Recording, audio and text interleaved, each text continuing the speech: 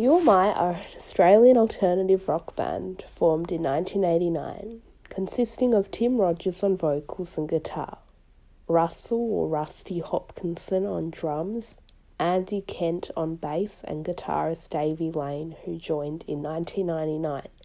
The perfect addition to the band, and the best story to go with it, which I'll get into very soon. You're My was the first Australian band to release 3 successive albums that debuted at number 1 on the ARIA, or Australian Record Industry Awards chart. Their first ever record, Sound as Ever, was produced by Lee Ronaldo from Sonic Youth, and they've been responsible for bringing some of the most talked about acts down to Australia, like Soundgarden, Oasis and The Strokes. Yet the world seems to be sleeping on them for over 20 years now. Why is this? You're My have been quite open about their perceived lack of success. All these big bands from the States, and they're kind of carrying on about how painful it is to be successful, how painful it is to be young, white and successful. I mean, look, go back and work in an oil refinery, it's such a charmed life, And sure, there are crap things about it, but there's just too many good things about it to whinge about it. When was the last time You're My had a hit? Never did, no. Our most popular song, possibly the Australian classic Heavy Heart, made it to about number 78. We never had a hit, and that's the reason why we're still together and still enjoying everything and still enjoying life.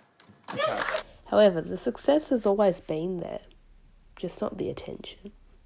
The band was given a 7.1 rating on Pitchfork, their only ever Pitchfork review, for their 2002 album, Deliverance. I can proudly boast that my dad walked past bassist Andy Kent at Burke Street in Melbourne back in the 90s. If you're walking down the street and happen to see You're My, you gotta admit they're pretty cool, and you'd stare at them for more than a few seconds. Even Julian Casablancas of The Strokes told Channel V in 2001. You're My, they're the coolest guys. They're really cool guys. David Cross from the American sitcom Arrested Development has declared himself a huge You're My fan, and even surprised Arrested Development superfan Davey Lane by showing up at one of their gigs. Where would we be in the rock music world without the cool swagger of Tim Rogers? Excellent jacket. Yes, the world's energy problems could be saved a great deal of trauma with this just very jacket. No, might I ask where it came from?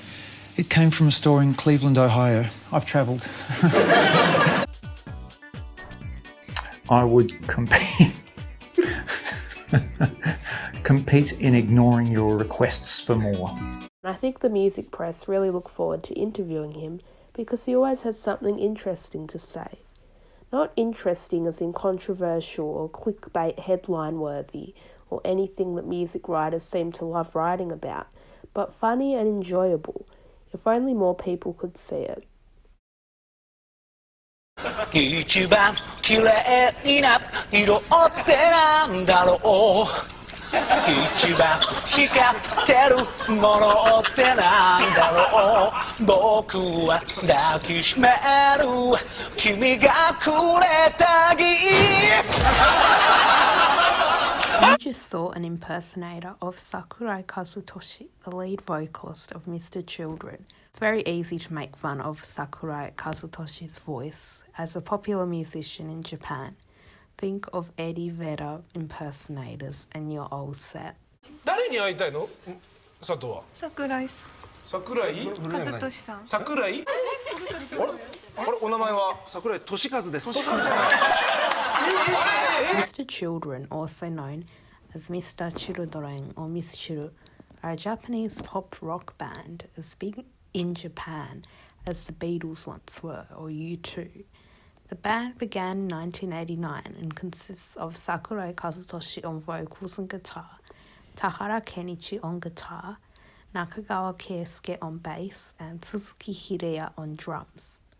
I'd say that Suzuki-san is basically the Dave Grohl of Japan. Not just because of his face, but he's just really funny and charismatic. Originally called The Waltz, they played in clubs in the early 90s before being signed to Toys Factory, a major label in Japan. In 1992, the band released their debut album, Everything. Soon their mainstream breakthrough came in 1994 with Atomic Heart.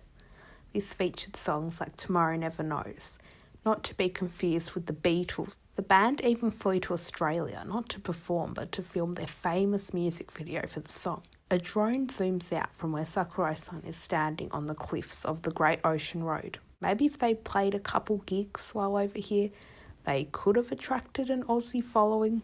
They have enough albums and ballads to fit the Rolling Stones' entire catalogue, even flying to London to record their latest album with a Grammy Award-winning producer. Yet, Miss Chiddle have received no international recognition. It's amazing that a band so well known in Japan is unheard of in the rest of the world. I've tried to scour YouTube for the hopes that Mr. Children are winning the hearts of everyday Australians, but sadly not really. Maybe one day. Slater-Kinney may be more heard of worldwide than You or I and Mr. Children, but their inclusivity within the male-dominated world of rock, especially in the ego-driven 90s, was nowhere near enough. Slater-Kinney emerged in a crucial time for women in music, and yes, I do hate that term, consisting of Corin Tucker and Carrie Brownstein on guitar and vocals, and the now departed, but not dead, Janet Weiss on drums. Slater-Kinney began in Olympia, Washington in 1994, around a music scene of feminist punk bands from the Pacific Northwest like Bikini Kill and Bratmobile that grew into Riot Grrrl. They are among a few, maybe even only band without a bass player, which I believe is on the list of the most underrated things about the band. How many bands can you name without a bass player? Proves just how unique and original they are compared with all the rest. I think Riot Grrrl wasn't taken as seriously as it should have been, and the sexism of the mainstream music press was a key factor in how these bands were presented. Disappointing. I mean, to not see or feel like, oh, here's another group, they learned from us and now they're even better. It can be disappointing. I did, sort of miss the sort of urgency that we possess as a band. And I felt like a lot of music was feeling very much like hugs, like comforting, soft, non-threatening sort of music, and which I don't relate to, as much as I do this sort of very visceral, physical music. Like, I don't think I can name a single rock magazine cover with Slater-Kinney on it. Until the early aughts, the public perception, mostly due to egotistical music critics, was the false claim that rock and roll was dead, completely ignoring the Riot Grrrl movement, and it seemed as if it was deliberate. Like, what decent person would declare rock dead until the Strokes came along?